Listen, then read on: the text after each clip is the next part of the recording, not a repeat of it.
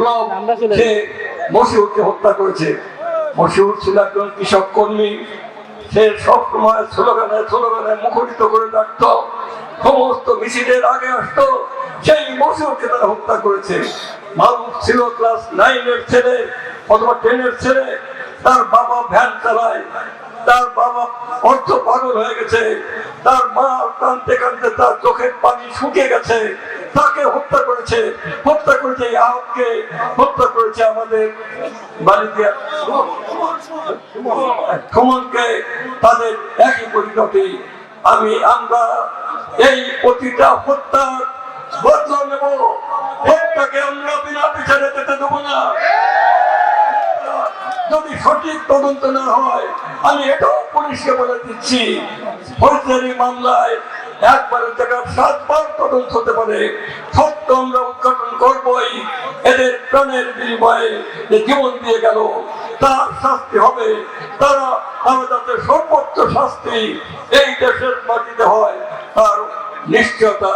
আমি একজন সুপ্রিম কোর্টের আইনজীবী হিসাবে, এই মাগুরাই মোহাম্মদপুরের সন্তান হিসেবে আমি আপনাদের সামনে আমি আমার প্রতিশ্রুতি ব্যক্ত করতে চাই। নতুন যুগের সূচনা হয়েছে।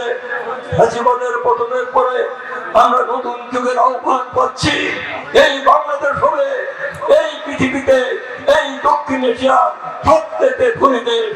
এদের সিঙ্গাপুর হবে, এদের ব্যাংকক হবে, এদের মালয়েশিয়া হবে, এই দেশ হবে এখানে অত্যন্ত সমৃদ্ধশালী দেশ। এই দেশ কৃষকের দেশ, এই দেশ, এদেশের 70-90% লোক হচ্ছে কৃষক। আমাদের যা কিছু অর্জন করেছি সবাই কৃষকের ঘর থেকে এসেছে। বাংলাদেশ আমাদের দল, জাতীয়তাবাদী দল, আমরা এই কৃষকের সর্বোচ্চ মূল্য দিতে চাই, কৃষি ঋণ মওকুফ করতে চাই, আমরা কৃষকদের ঘর শান্তি ফিরে আনতে চাই, কৃষকের বেকার ছেলে মেয়েদের আমরা চাকরি দিতে চাই। আমরা এই অনুন্নত জায়গাগুলোতে এই শিল্প মাগুরা মোহাম্মদপুরে, শ্রীপুরে, এই অঞ্চলে আমরা শিল্প অঞ্চল গড়ে তুলে এখানে শিল্পের বিকাশ করতে চাই। আমরা যে ভেঙে পড়া শিক্ষা ব্যবস্থা, সংস্কৃতি যে ধ্বংস করে গেছে ফ্যাসিবাদী সরকার, যে পরীক্ষা পদ্ধতি ধ্বংস করেছে, আমরা সেখানে নতুন জীবনের জাগরণ আনতে চাই।